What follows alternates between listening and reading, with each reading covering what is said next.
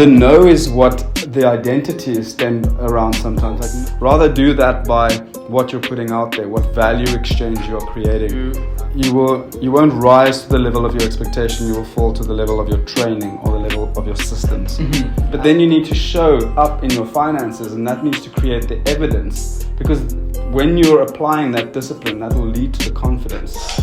All right, how's it everyone? I hope you guys are doing fantastic. We're back with another interview, and very, very excited for the guest that I have on the pod today. We're sitting here in a nice little boardroom at Rudi's office, soon to be my office. Yeah. Quite amped, and we're going to be chatting through a couple of things today. I really hope that the past interviews have been very beneficial for you guys. As you guys know, my motto for this channel is learn with me how to gamify your money, level up your life. And as I'm learning from giants in the field that have been through the trenches and have gone through the school of hard knocks and learned the lessons and got accumulated wisdom, knowledge and wealth. These are the type of guys I want to be interviewing. So that's exactly the candidate that I have on the channel today. Someone I've actually known for a good couple of years. And we've reconnected over the past while, as I'm going to be working at the same FSP as him. So I'm quite excited for that. And maybe you guys will see his face a little bit more often.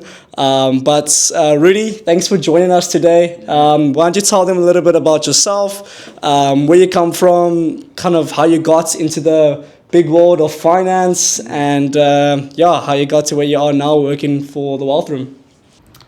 Yeah, thanks for having me. This is exciting, and I've been following your channel for a while, and I really like what you're doing, and glad to be a part of it. And really, truly, just hope that this is going to be valuable today, and it's going to serve your platform. So yeah, I mean, I've been in the financial industry for, don't want to give away my age, but I just over 15 years now already, which is quite crazy, because it's as long as it seems, it's also like I've just blinked, and it's a testimony to life's ebbs and flows. And you kind of mentioned now about the school of hard knocks, and it's that's truly part of it for me, but it's like learning to fail forward, and that's kind of been the trend for me, because pain and suffering in certain senses has taught me more about myself than the high seasons of my life. And being in the financial industry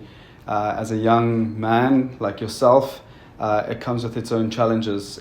But I think that's what makes it so powerful, is because when you get to a point where you are thriving and you are moving forward, that you are able to, through your own life lessons, provide that value to your clients and really just create a platform of truth, speaking from that kind of experience, because that's the narrative of life. It's always going to be moving out of a difficult season into something else that's going to be challenging. You never really arrive, and that's kind of the journey that I've been on, and still on, and it's been quite a hell of a ride, but it's just fortified me into the man that I am today, and I'm super grateful for it. Awesome. And was it a childhood dream, a happy accident, or something else that you stumbled into the financial industry? Yeah, funny thing, I wanted to be in advertising. I wanted to make TV ads. It was kind of a childhood dream. I don't know that. Yeah, and went and studied marketing in Stellenbosch, was the marketing student of the year, and had it all set up. It was going to happen. I was going to go into marketing, and just something in my spirit kind of just led me, when I was pursuing that's not the right industry for me, and kind of found the first job I could get. And I remember stepping into the world of finance purely because they would give me a salary for 3 months, and I was like, okay, I'm going to go for this. And before long, I was in a position where they were actually paying for my studies and all that kind of stuff, and it just kind of transpired from there. And I saw the value that this industry has, and how I could make a difference, and I just threw myself at it, and really became that. And I was under some good, sound mentorship and coaching, and some good leadership over the years, and yeah, it just kind of evolved. So definitely a happy accident, I would say.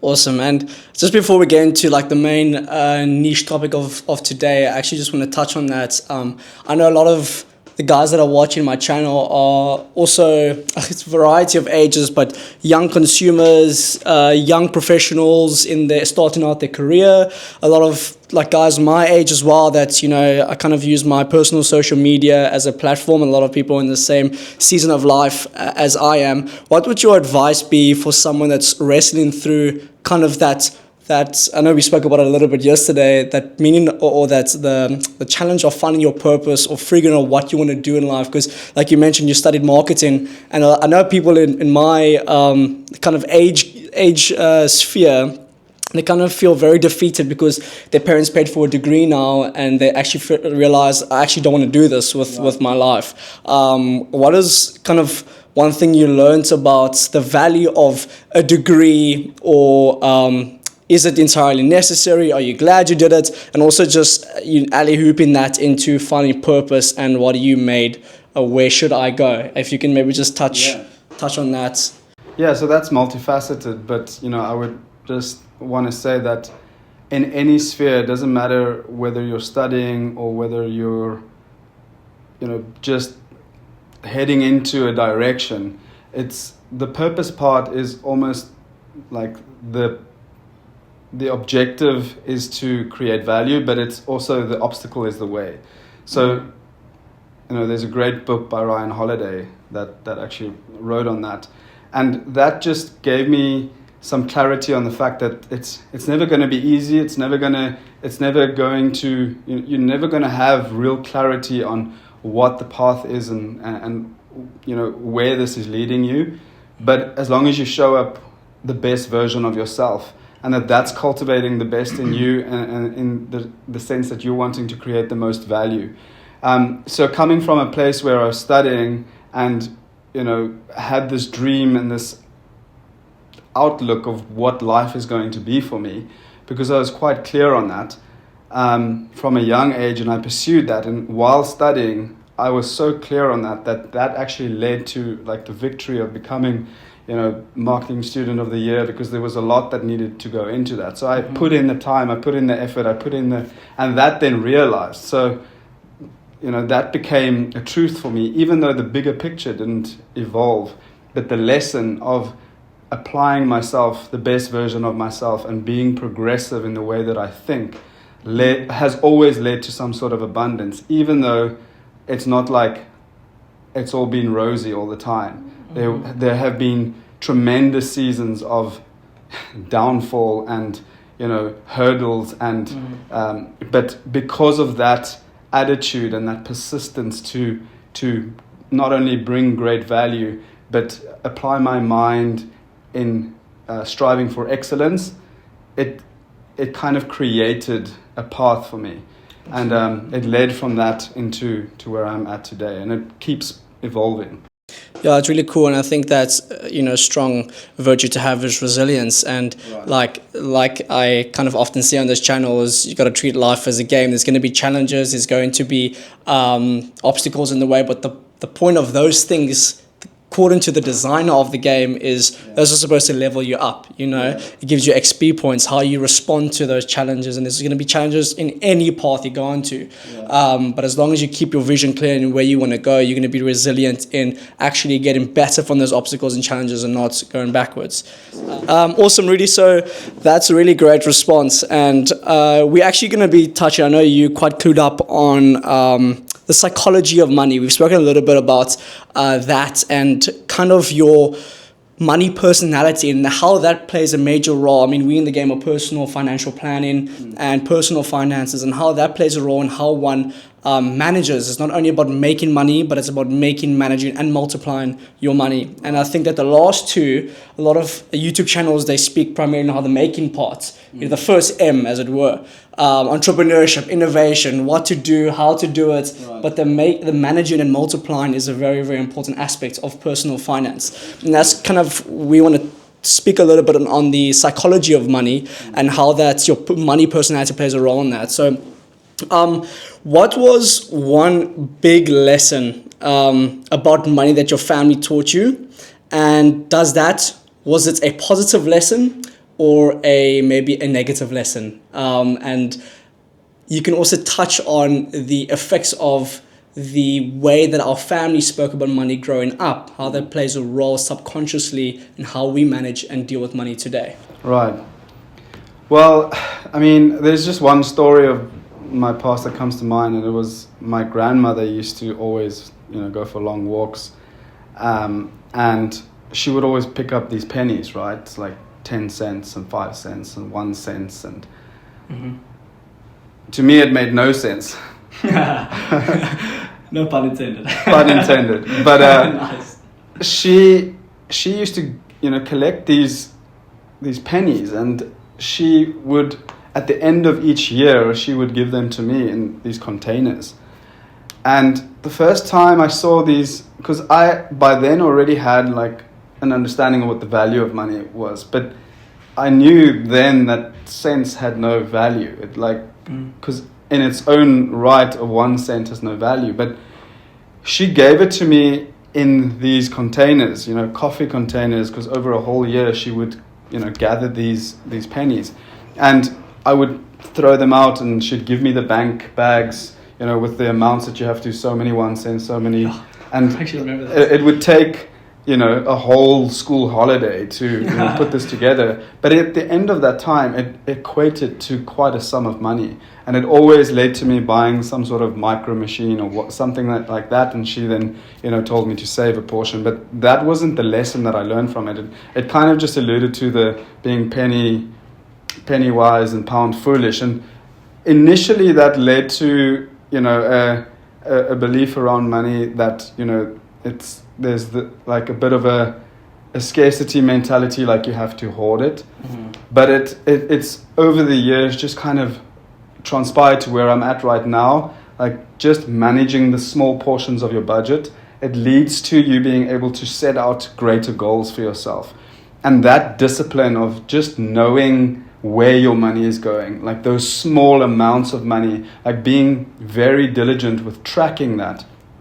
And alluding to the psychology around that, so like the emotional side of that, it's not just this equation of, I'm not going to have that coffee, and I'm not going to have that, and I'm going to cancel my Netflix, and I'm going to, make my life smaller. It's actually more of an abundance headspace, in the sense that I get to choose my moments, because there's a value exchange to showing up to certain experiences, right? And managing my budget that way is saying I'm allocating only a certain amount to my entertainment. Let's use that as an example for today.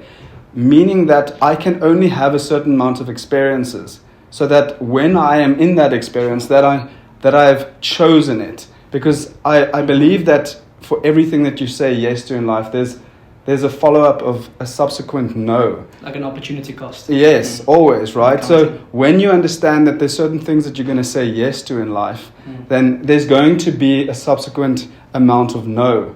But that is where the emotional side comes in, and why that is such a difficult aspect for people to connotate to, because the no is what the identity is stemmed around sometimes. Like, no, I can't do this because I don't have the finances. No, I can't go to this concert because I'm, not resourced enough. Whereas if you plan the certain things, the things that you're saying yes to, and that's your value proposition for this season of your life, that means that the no is not a negative thing. It's actually confirming your yes. Every time you have to say no to something, it confirms the things that you're saying yes to. And that's just become a real evident thing for me around how I manage my finances, because tracking my finances to such an extent means I've chosen the things that are important to me and my family. And when I have those experiences, it means that I've chosen them. They are not random. So I completely show up in the present in those moments, because I've chosen to be there. I'm exchanging these finances or this resource for this experience, and it's a choice to be there and completely enjoy those people, enjoy that meal, enjoy that experience to the fullest, because it was my choice. And that just enriches your experiences at the end of the day, and meaning that I don't have to have many experiences, but I can have an abundance of a specific experience, because that's what I've chosen. That's really cool. I love your kind of paradoxical approach to it, and saying it's actually not a frugal, but it's an abundant. It's the opposite mindset. Yeah. Just touching on managing a personal budget, how would you say that is a no-brainer for anyone that tries to, like, a lot of people, they don't like that meticulous tracking all of their costs and tracking in a spreadsheet or whatnot. I know that's a discipline I started. Someone that I was actually asking some advice to start investing and whatnot, they said the first thing when it comes to personal finances is open a spreadsheet and track every expense. Yeah. So, like, two questions to touch on that is it fundamental, number one, and number two, how evident is it when looking at your personal budget in a Excel spreadsheet, wherever you do it, an app or whatnot, over a 6 month period, how evidential is it of your money personality by having a look at where your money's been going? Yeah. So those two things on keeping a budget, personal budget. So absolutely, it is fundamental. You have to know where your money is going. But again, it doesn't have to come from this scarcity mindset of being so frugal that you are, hoarding everything in the place that, you have to know where everything's going because you're not going to have enough, that fear of not having enough. It's more about just taking control of, what you're spending on, and that's quite obvious. But the reason for that needs to be that you need to create evidence in your life that you are who you say you are. And let me just elaborate on that. Like, just imagine right now, and for your viewers as well, you're saying the words I am, and then there's a ... What are you saying, like, in that? Like, I'm a writer, I am a, whatever it may be. And whatever you're using to fill in that blank. Your finances need to also show and create evidence that you are who you say you are, right? And the only way to then know that is by tracking those expenses. Yeah. But, on a personal finance level, that also helps you to understand what is the lifestyle that you are creating. And that means that there's certain luxuries in that you are choosing, but then why are you saying yes to that? What is the spin-off of that? So that things aren't random for you. Like, you're equating the things that you're choosing. Like, very simply, like, why do you eat certain foods? So that then comes back to, where are the luxuries within my budget? Do I rather then, because then the spin-off will be, should I be going out 2 or 3 times a month, or should I be eating healthier foods? Because your value proposition, the thing that you've said to yourself is, I'm going to live healthier. That's the I am. I am living healthier this year. But then you need to show up in your finances, and that needs to create the evidence, because when you're applying that discipline, that will lead to the confidence that what you're saying, that you're actually doing that, and you're creating evidence that you are who you say you are. Because if you're not, you're just saying things. You're not tracking that. It's not becoming a truth for you, and then that sits in your mind in the sense like you are constantly, aloof about what you're becoming. And when it comes to your budget, it has the power to actually, show you what's important to you when you track it that way. It's not just about tracking your expenses and, what's coming in, what's going out. That's the very obvious thing about budgeting. But I think the reason why most people don't want to do it is because it's just, it feels limiting. Yeah. But actually it's a very empowering thing when you look at the bigger picture and how that can help you, track your goals and create opportunity for yourself. Yeah, no, that's brilliant. And, it's been said that money magnifies the person you already are. So if you're inside a generous person, money will make you more generous. Yeah. If you're greedy, money will make you more greedy. Absolutely. If you are, you can fill in the blank, money will make you more of that. So it's like a simple question of, what is the thing you subconsciously think to yourself? When I get money, this is the first thing I'm going to do. It tells a lot about the person that you are, When I get rich, this is the first thing I'm going to do. Yeah. It also shows you kind of like what you kind of idolize and value in life. And I think that maintaining a budget just demonstrative of the type of person that you are. And oftentimes we all have blind spots. Yeah. So it's like, it's like a litmus test, it's putting down, and that's why people spend years studying psychology, because it's like, why do I think this way? Why do I do these things? Because oftentimes we do have blind spots, and we only figure out the type of person we are later on in life. Precisely. I even think just the short time since I've left high school, I've learned so much about myself that I never thought I was this type of person when I was in school. Like you figure a lot of things about yourself, and I think one way is how you manage, and the next part is multiply and steward your finances 100%. No, that's really cool. I think just going a little bit personal. What's one subconscious belief you've had about money that has limited you in your lifetime? Is there kind of a subconscious belief that you've had that you've caught yourself thinking? Because there's this book I read about it's called the Millionaire Mind, and he speaks a lot about, and it's quite interesting. I mentioned in a previous video the term cognitive dissonance. Yes. You've probably heard of it. So it's that filling in the blank. I am this. And there is an internal angst that you feel when you say, I'm a generous person, for example. Yeah. Okay, or I am a kind person, or I am a financially savvy person, and you act in ways that are contrary to that. Yes, exactly. You train your brain because your brain associates. It's very interesting if you think about the psychology. Your brain associates. That's how habits are formed. It's from Atomic Habits. Your brain associates an experience or an action with a good or negative response or stimuli. And because your brain will associate that thing either with a good thing, it will continue to build that habit. If it's a bad thing, that's how you break a habit. And it's quite interesting how you can use cognitive dissonance to your benefit. So even if you want to become a financially savvy person, say, I have a millionaire mind, or I have, just saying the words, it doesn't really mean anything, but it's the actions that follow from your beliefs, So I'm taking the stage here, but the point is, what is one of those kind of thoughts that you've had that have limited you? Because we often have subconscious ideas about money, and that ties in with the money personality, that limits us in the way that we steward our finances. Yeah. So what's one thing that's kind of have held you back? If I would take it back a couple of years back, in comparison to where I find myself now, it would be that people care about me, but in a negative way. Like, in the sense, they care what I drive, they care what I wear, they care where I live, enough that I have to go and create that reality. Because the truth is that people don't actually care. And like in my younger self, I made financial decisions to create that persona, unknowingly and knowingly, because it was a little bit of a prideful thing, but in the sense of creating a persona around what I thought people wanted to see of me.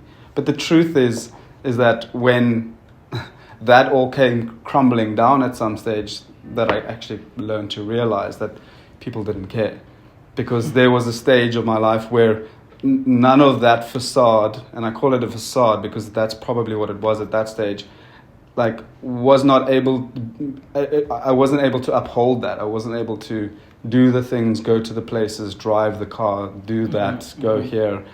And in that moment, I realized I still have the relationships with people, and they don't really care. And the people that did care about that stuff actually fell away, and it opened up my eyes. So it was at that stage probably like a bad thing, really good, but it turned into a very good thing, because in the end of the day, it's a subconscious belief that you need to impress people with what you have, but it actually comes down to who you are, and that really matters most, because people don't really care what you have, they care about how you make them feel.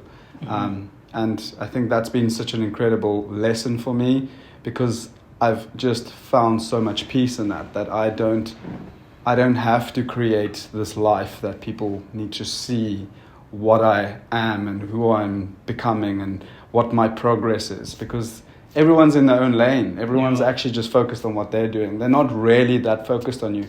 And once you realize that, truly realize that you're just building your own life, it just removes so much pressure. It removes so much of this expectation of who you think you need to, show, who you are to the world. Rather do that by what you're putting out there, what value exchange you're creating, because that will speak more volume about, and people will give way more comment on that than, this material value that you think you're creating.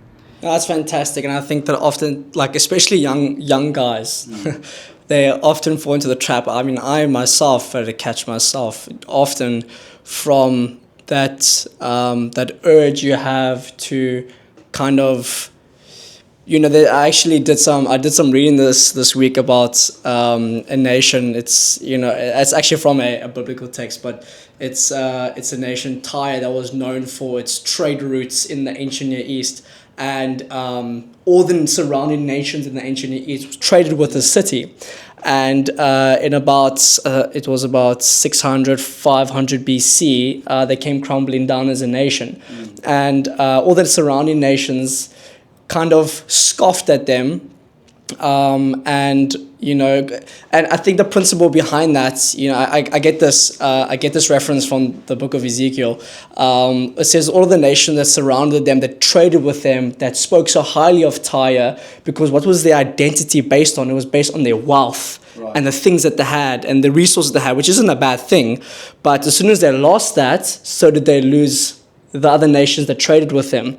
And it's kind of maybe not applicable to the context of what is being communicated there, but I kind of take that to think that if you build your personal brand, which is your personal identity, based on attracting, because what is it? You're attracting people, because some people say, money goes where attention flows. So you're trying to attract and build up a personal identity or brand and put yourself out there.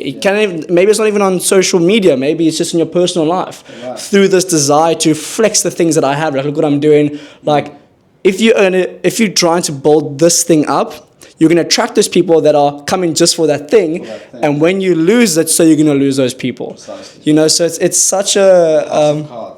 It's a house of cards, exactly, and it's such an important thing for especially young men not to build identity on that, but on really providing value to people. Yeah. So that's fantastic. It's really, really solid. I hope you guys are seeing the value in that, because that's really awesome. When it comes to managing money, okay, obviously there are some skills that's involved. Hence, there's a whole industry in financial planning. But how much of it is raw skills, and how much of it is psychology and money personality? Yeah. How much, would you say, do you think it's more of the one, more of the other? If it's 50-50, could you maybe touch on that? That's a good question. I think for me, in my personal capacity and my professional capacity, I've just realized that money is an emotional thing. And if we can manage our emotions around it and understand, more than manage, understand our emotions and our psychological crutches around finances, then it will help you to get to the clean-cut discipline part of money, because that's actually just the behavior of money, is that it follows the discipline, it follows the rules. There's certain rules and laws that apply to finances, and if you stick to those, there's no reason why it shouldn't work, right? And when you go on these courses and you read these books and you watch the seminars, the rules are all the same. Every guy teaching about money is saying the same thing. Even in the Bible, it's like the rules are all the same. The game hasn't changed. The variable is us. Is our personal experiences and the influences from our parents and our generation, and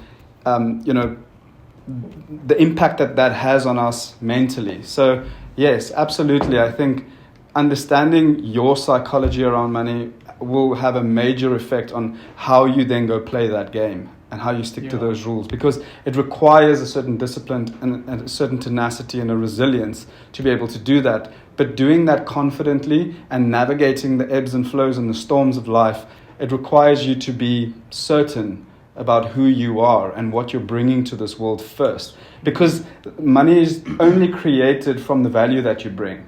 And if you become clear on that purpose and you become clear on that direction, then applying those rules and disciplines just become like a spin-off of that, a result of. I think spending a little bit more time just understanding, where you're at in your beliefs around finances, and maybe understanding that a little bit more than just how to make more money, will lead to a little bit more clarity on the way that you show up in managing your personal finances and why you make certain decisions and why you see certain cycles happen the same time over and over and over. Yeah. So, yeah. That's fantastic. And I think, like, a lot of people treat that, because it's just a buzzword, make, manage, multiply your money. I think it's only chronological. Yeah. Whereas I think the latter two can come before the first, because a lot of people that I know, like that kind of have maybe part-time jobs while they're studying still, maybe they're busy with it. A lot of people my age are either doing honors or if they took gap year, finishing bachelor's, going on to honors, or doing their masters. A lot of people have part-time jobs. They, just like friends that I care about, I just ask, are you managing a budget? Are you saving? Like, what's your game and whatnot? And a lot of like when I make money, I'll start saving. Yeah. But it's like, why wait until then? If you make 1,000 rand, your 10% of that will be 100 rand. Save 100 rand a month. Yeah. If you want to save 15%, if you want to save 20% relative to what you earn, you can save that every month or invest that and diversify into different areas. I think a lot of works. Yeah. I think a lot of people focus on the first one, the making, before they can do the latter two. Yeah. Whereas it's like getting fit before you go into the gym, or getting fit before you start running. Exactly. Yeah, it's brilliant. I think that because a lot of people have the misconception that the wealth is only in the making, but the wealth is in the principle. And in also what's not seen. Yeah. Wealth is in the things that's not seen. People. Often the times the people that are flexing, the stuff online or doing things for the clouds or whatnot, buying the expensive car, like you don't see the debt that they have and they owe to the bank. You don't see how much investments they have. You don't like wealth is truly actually unseen. Yeah. So if you really want to chase wealth, like you actually need to measure it in different areas than trying to impress people. Yeah. Okay, great, Rudi. The next one is kind of an interesting question. If you were doing financial planning for 20-year-old Rudi today, what is one thing you would urge him to do? And what is one lesson that you've learned that you would tell your 20-year-old self when going into the game of personal finance? Personal finance. I think it's quite obvious because you hear it all the time, and I heard it then and I didn't do it then. So it is exactly what you touched on earlier, is just about that principle, is about not waiting for when, but just starting to be a little bit more engaged with like the principle of just investing and saving.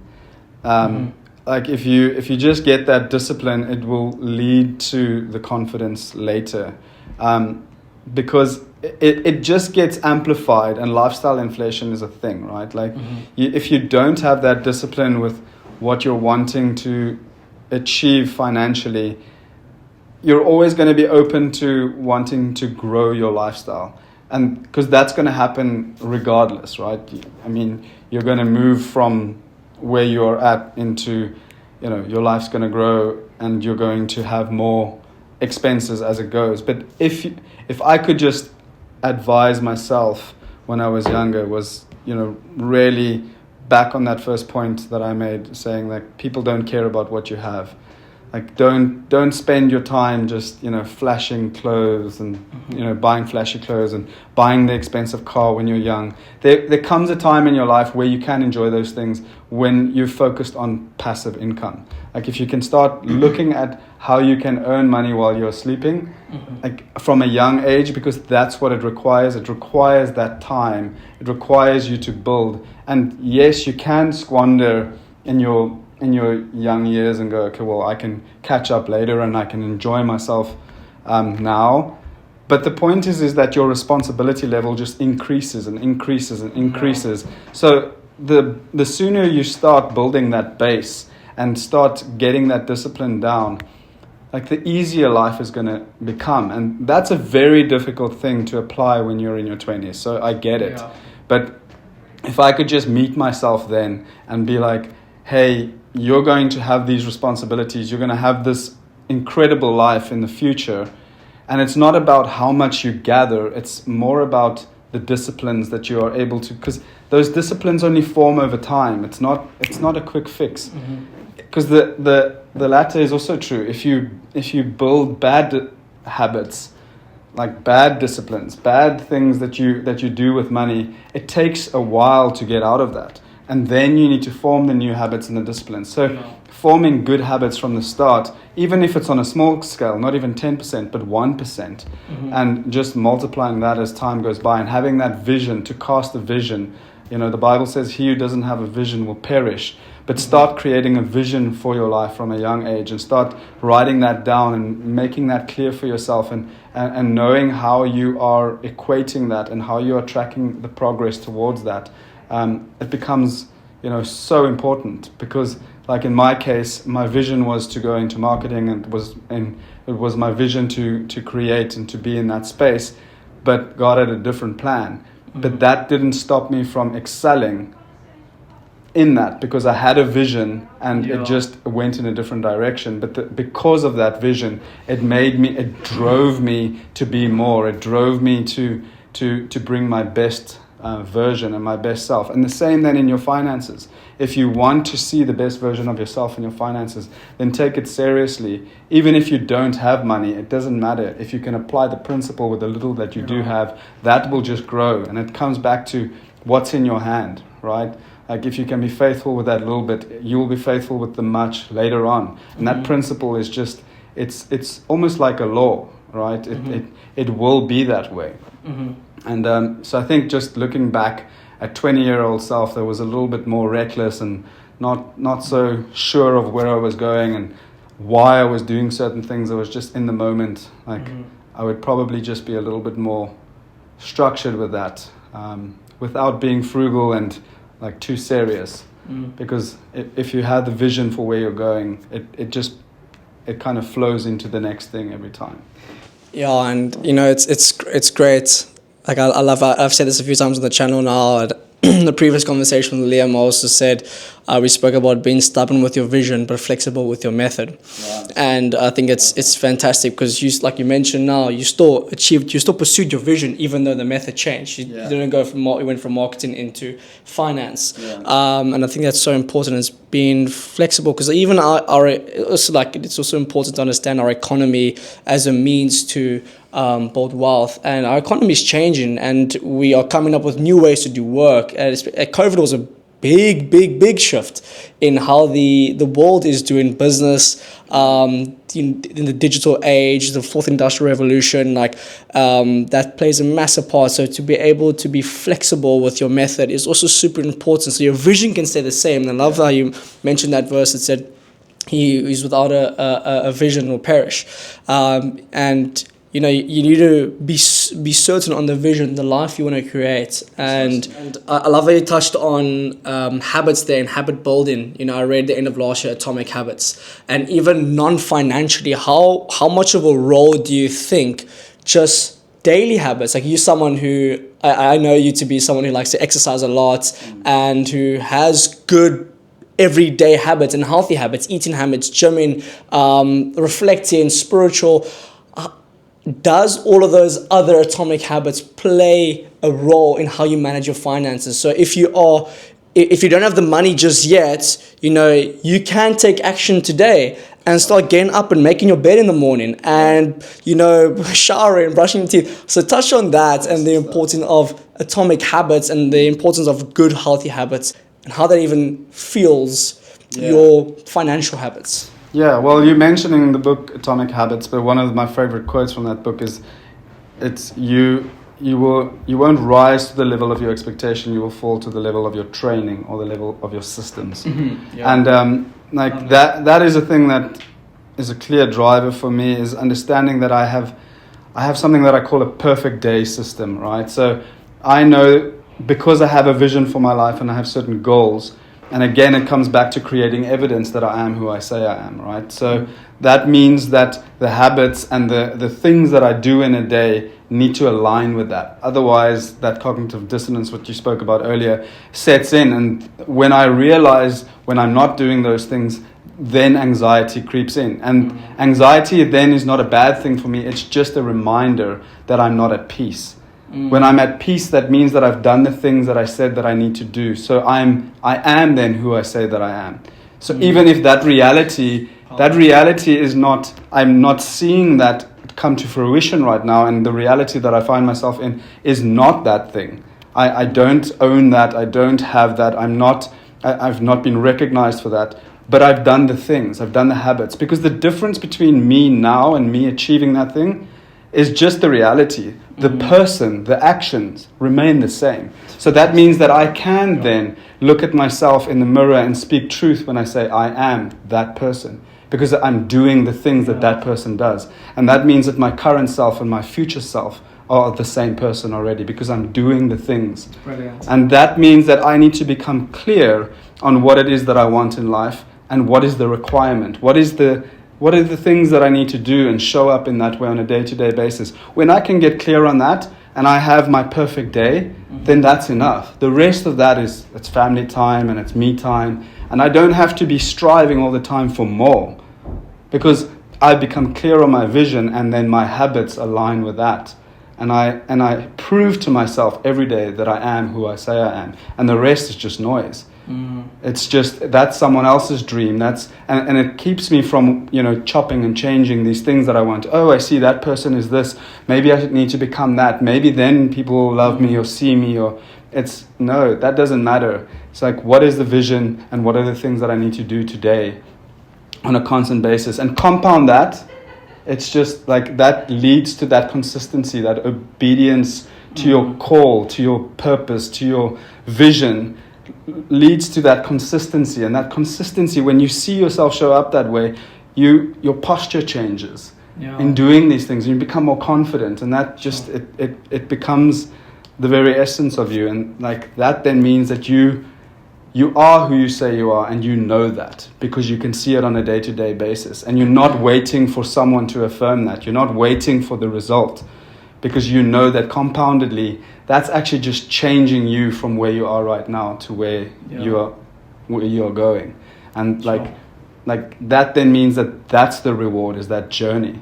It's not getting to the mountaintop. It's actually that journey, the walk, the fortification of who you were versus who you're becoming, and those daily habits shape you. Because it's not always easy. I mean, this sounds great in the way that I'm articulating it, and I'm sure you can kind of sit on the other side of the screen and go, yeah, that sounds good. But like in reality, what does that look like? Like, you spoke about resilience earlier, but if you think to yourself what resilience looks like and what it feels like, it's something that you want to be called. It's great. Someone would go, oh, that guy's so resilient. But what does that look like in reality for you? It's probably uncomfortable. There's a season of your life where it has to be uncomfortable to be called a resilient person. And when you realize that, it puts you in a position where these daily habits remind you of that. Like doing the difficult thing leads to the easy thing later. Like Financial, who's here at the Wealth Room with us, always says, look for the thing that you want most over the thing that you want right now. And that's just such a powerful thing, because it means you have to know what your vision is. Like, what do you want most? And then you can say no to the thing that you want right now without feeling emotional about it.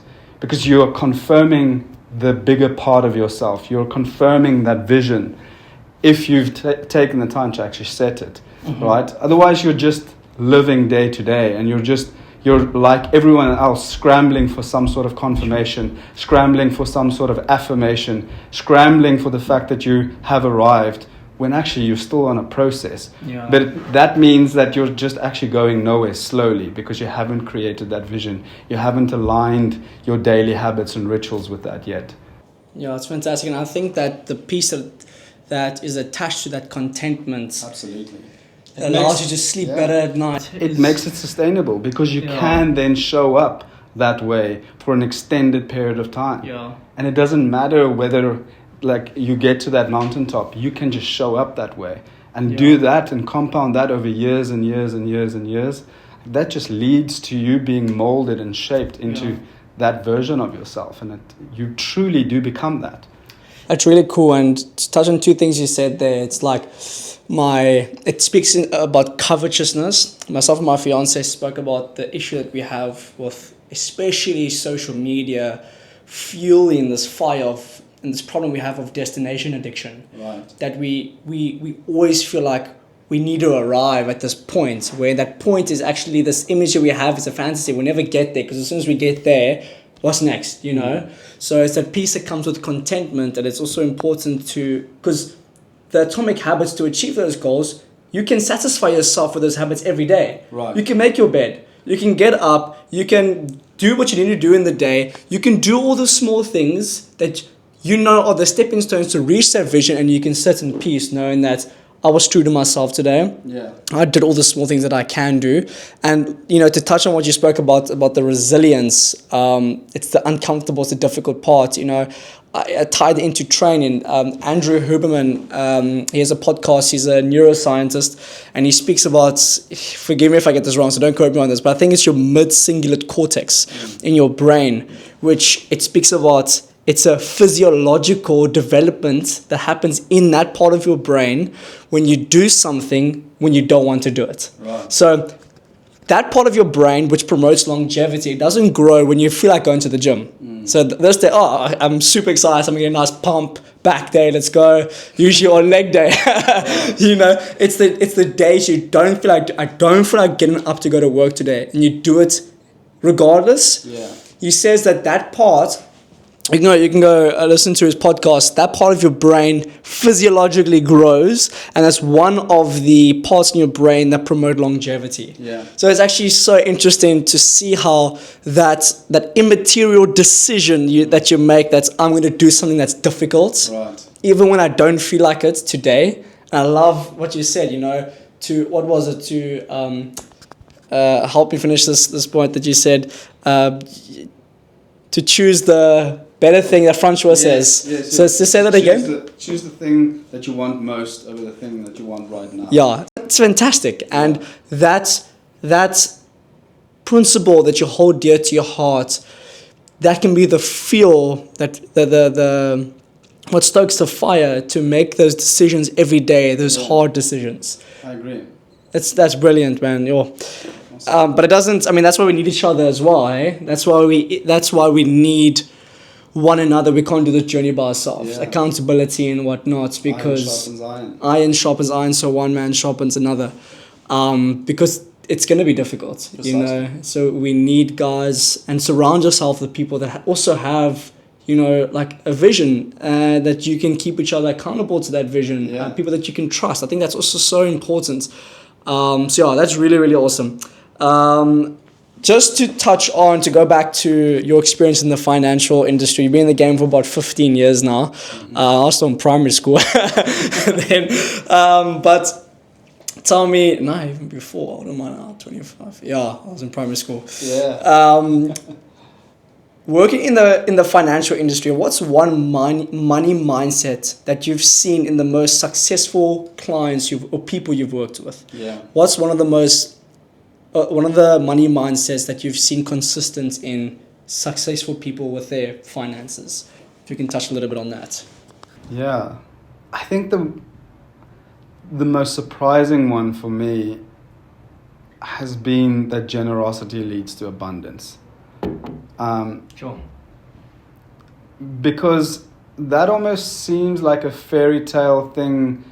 Like you can sit in a church and you can hear about tithing, and people can speak about tithing, people can speak about donating to charities and all that kind of stuff. And like somewhere when you hear that, you like in your mind you can acknowledge that and agree to that's a good thing. But try it for yourself. Sure. And it's hard. But that money mindset that I've seen with people that are really successful has been probably one of the things that has freed me the most of this psychological effect that money has on people. It's because when you let go of it, like your hand opens. Sure. It's like the physical act of doing that. And when I just see that, I just see like then money flows through you, not to you. Mm-hmm. And I can't explain the principle to you. Because only once I've tried it for myself, it's led to that for me. But like it starts with peace and it starts with freedom, and that, like even people that are not spiritual, like if they apply that principle, like that abundance shows up in their life. And that was probably one of the most surprising ones to me, because I think it was something that was almost mythical in a way. Like you hear it, you can agree with it, but it's one of those things that you agree to because it's like it's the right thing. Yeah. You should be giving money to the poor, and you should be giving, but and you almost like think like, oh, okay, well, I'll spare a few cents. But it's like, I think when people become truly generous, you just see that flow into their life in so many different ways, that money then just becomes a resource and a tool to them. And it's not this thing that owns them, right? And like, to me, that then leads to what true wealth is. It's that abundance of time, abundance of resource, abundance of being able to do the things that you love. And like that then stems into everything else. So I think that's been one of the most surprising ones for me, to see it come to fruition, not only in people around me's life that were one way with their finances, then applied this principle, and it completely radically changed their life and lifestyle. And then in my own capacity, where it is something that I saw, I acknowledged this good, didn't apply it as, as a thing that I truly believed. And then once I did, saw that come to fruition in my own life. So that's been probably one of the most surprising ones. Really awesome. It's like actually Francois in the office, he also challenged me again with that last week, because I think that's, especially as a young man, trying to, especially me getting married at the end of this year, it's like one thing that I'm struggling, that I can find myself struggling with, is to, because I acknowledge it, I'm like that's, yes, like that's, but it's like, and then in my head I'm like, no, but that not for me. logic side of your brain doesn't. But there's this verse in the Bible, regardless if you guys are spiritual or not, that it's Proverbs 11, verse 24 to 25. Love this verse. It says, one gives freely, yet grows all the richer. Another withholds what he should give and only suffers want. Whoever brings blessing will be enriched, and one who waters will himself be watered. I think that just sums up what you said there. And for me, it's something that I hold to myself, and I've just heard this thing that I remind myself of, is that generosity sows generosity. Like when you are generous to somebody, they become generous to someone else. And then that person is generous to someone else. And it's this river that just flows. And I see this mental image of this vast river that flows, and there's just life around it, right? These trees that are growing and bearing fruit.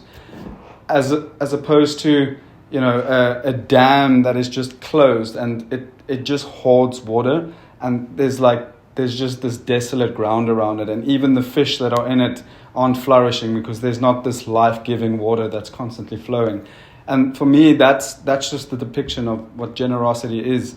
And it truly is just like, that puts you in a position to understand that money is just a tool, it's just a resource. And when you can release yourself from, wanting to make it your own, then you get bigger purpose and bigger vision for your life, because you become part of something greater than just what you're wanting to build for yourself. Because once you realize that very first thing that I spoke to you about, where you're building this life so that other people can view you in a certain way. It's like this mirror image that you're wanting to create, but basically it's just portions of tiles that you're using of other people's lives that you're nitpicking and choosing, and you're creating a mosaic of your superhero, yourself.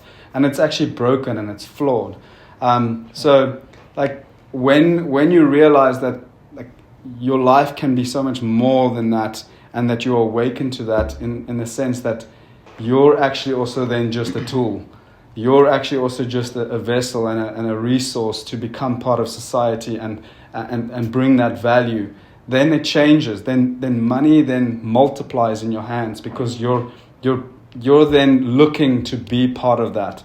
You're looking to be part of a solution to bigger problems. You're looking to create value in society instead of just bringing home a paycheck. And that means that your visions become bigger, and that leads to you having greater habits, more intentional conversations. You're linking with more influential people, and then that just snowballs. Yeah, no, that's great. Rudy, I've learned a lot just from this conversation already, so I really do appreciate your time. And I hopefully it's been super valuable to you guys. It's really, really exciting season 2. And it's also just an encouragement for anyone young that's my age, I'm very excited just to be working here because I have really awesome people that I can look up to that's been in the game for very long. Get yourself guys that you can trust that their vision is truly respectful and what's the right word I'm looking for?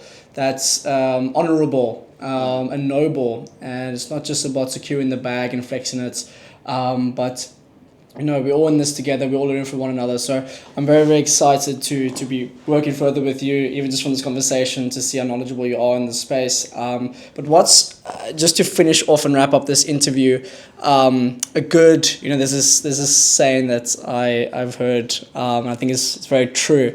It says that all good leaders are readers, but not all readers are leaders. Yeah. And I think that's, reading is obviously a skill that you've attained. That's how you've, built up your asset of knowledge and wisdom and whatnot. I brought two books that I have read recently that has really helped me with my kind of grasping this and even going through it again, preparation for this interview. Secrets of a Millionaire Mind. My father-in-law actually gave me this one, so shout out father-in-law to be. And by T. Harv Eker, so I'll put a link to this in the description. And this one's also been really cool. So The Psychology of Money, it's more of a new one by Morgan Housel. Really, really, really good read. I really enjoyed that one. Is there any specific books that's been a very good, doesn't even have to be specific about the psychology of money, but any book that you would recommend any viewer to read when it's got to do similar with what we discussed today? Yeah, if we were to go with the trend of the conversation that we had today, I think one of the books two books, the one that truly shaped the principle on how I steward finances, I just can't remember the author's name. I've read the book probably about 100 times, but it's The Richest Man in Babylon. It's a parable. Yes. Absolutely phenomenal. It's a book that you could probably read in 2 or 3 days. It's just an easy little read, but it's packed with powerful principles. Mm-hmm. And then Think and Grow Rich is obviously just, it's like second to the Bible. It's just, it truly, it sums up everything that we spoke about today. Mm-hmm. It doesn't sum it up, it unpacks it. Mm-hmm. It's truly a powerful, powerful book that can shape the way that you think about finances and the way that you articulate yourself and the way that these principles actually show up. So powerful reads, definitely. I've read Richest Man in Babylon. I actually did a video recently about the walls of Babylon. I don't know if any of you guys have watched that. I actually based that inspiration from that book, because he speaks in the book about that the walls are so thick that you can do chariot races, and it speaks about one of the ways that they preserved their wealth was how big the walls were, and I tied it to insurance and life policies and stuff. But I actually have, my father-in-law actually also gave me Think and Grow Rich, that I haven't read it yet, so now you've encouraged me to give it a read. Rudy, thank you so much for your time. I really, really do appreciate it. And if this has been valuable for you guys and you have learned a lot, do me a favor to help with the algorithm. Like it and put on a post notification. I'm going to be having similar conversations. As you guys know, I posted a video, I think yesterday, depending on where you watch this, in March, about me going into the financial services industry. So I'm going to be speaking with guys similar to Rudy in the financial planning and financial advisory space. So if this is some content that you're interested in, then give me a subscribe. I'll also put some links down below if you do want to get in contact with Rudy. If you guys are in South Africa, we're based in Cape Town, on the Heidelberg region. So if you're on about that space, then you can see the links in the description to get into contact with him. Awesome, Rudy. It was lovely to have you. Yeah. And I hope you guys enjoyed it, and we'll see you guys soon. Ciao. Cheers.